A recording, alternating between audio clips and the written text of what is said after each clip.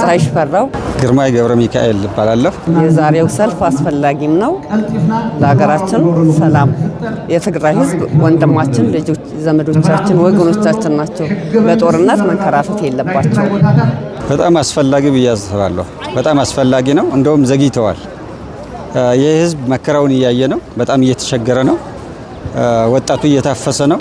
በጣም ችግር ውስጥ እያለ እምቢ እያለ ውጊያ እንፈልግም ሰላም እንፈልጋለን እያለ በኃይል እየታፈሰ ስለሆነ ከመጠን በላይ አስፈላጊ ነው ብላለሁ። እኛ የምንፈልገው ሰላም ነው። ተስማምተው የሚፈልጉት ነገር ካለ በጠረጴዛ ዙሪያ ማውራት፣ መነጋገር። ከጦርነት ምን ይገኛል? ጦርነትና ልጇን ማጣት የለባት። ስለዚህ እኛ ጦርነት አንፈልግም። ከመጠን በላይ ያማል። ነገር ግን በእነሱ አስተሳሰብ እኛ ማሰብ አልቻልንም።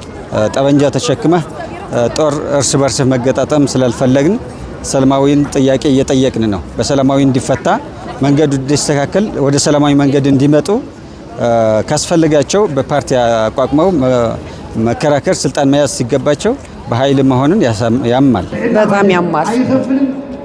ልጅ እናት ልጇን ስታጣ በጣም ያማል። እንኳንስ በጦርነት ማጣት ከቤት ወጥቶ አምሽቶ ሲመጣ ያመናል። ጩኸት በሰማን ቁጥር እንዴት ሮጠን እንደምንወጣ እኛ እናውቀዋለን። የልጅን ነገር እናውቀዋለን። በጣም ያማል እና እግዚአብሔር ልቦና ይስጣቸው። እናቶች አሁን ልጆቻቸው ሲታፈሱ ወጥተው ሜዳ ላይ ወጥተው እየጮሁ እያለቀሱ ልጆቻችን አንሰጥም እያሉ እየታየ ነው። ዓለም እያየው ነው። በተለያየ ሚዲያ እየተላለፈ ነው። በተለያየ ማህበራዊ ሚዲያዎች እየተነገረ ነው። እምቢ ለጦርነት እያሉ ናቸው። ስለዚህ በጣም ትልቅ ችግር ውስጥ እንደሆነ ዓለም ሊሰማው ሊገነዘበው ይገባል። ጦርነት በአጠቃላይ መቆም አለበት። አያስፈልግም። በስጋት መኖር የለብንም። እኛም እኮ ነገ ምን ይመጣብናል ብለን እያሰብን ያለነው እየተጨነቅን ያለነው። ስለዚህ ጦርነት ይቆም ነው የምንለው እኛ።